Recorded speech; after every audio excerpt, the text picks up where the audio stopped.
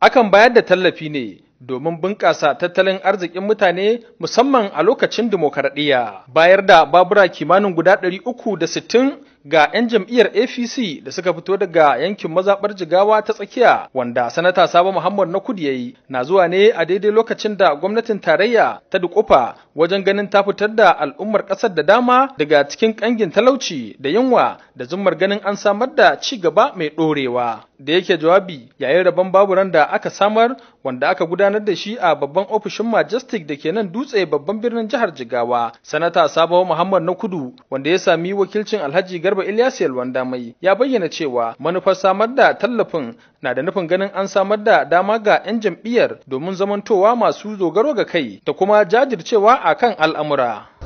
Mun yi, mun sake yi, mun ƙara yi irin wannan agaji da distinguished sanata ke ba jama'ar wannan mazaɓa tasa. Gaskiya ne. Kamar yadda na faɗa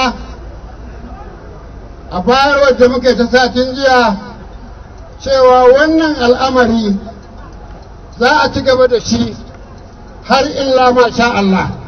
Ya kuma buƙaci waɗanda suka amfanan wanda suka fito daga yankin ƙananan hukumomi bakwai na yankin Jigawa ta tsakiya wanda suka haɗar da ƙaramar hukumar Birnin Kudu, Boji, Gwaram, Dutse, Kiyawa da Miga da ƙaramar hukumar Jahun da su yi amfani da gudunmawar baburan da aka basu ta hanyar da ya dace.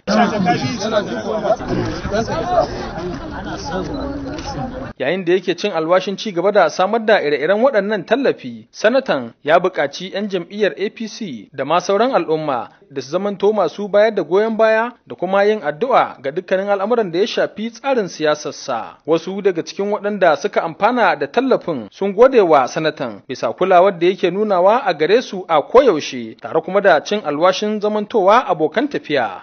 Kyauta da taimako muhalli ne na sanata, halinsa ne abin da ya saba kenan. Sanata muna godiya, Allah ya saka da alkhairi. Wanda mai girma sanata ya muna Allah ya saka masa da alkhairi. Taron mai ɗimbin tarihi wanda aka rarraba baburan ya sami halartar ɗimbin magoya baya daga sassa daban-daban na yankin. Idan dai ba a manta ba, a lokuta daban-daban mutane da dama sun amfana da ire-iren tallafin da sanata Sabo Muhammad Nakudu kan rarraba. Ibrahim Isyaku, labaran JTV.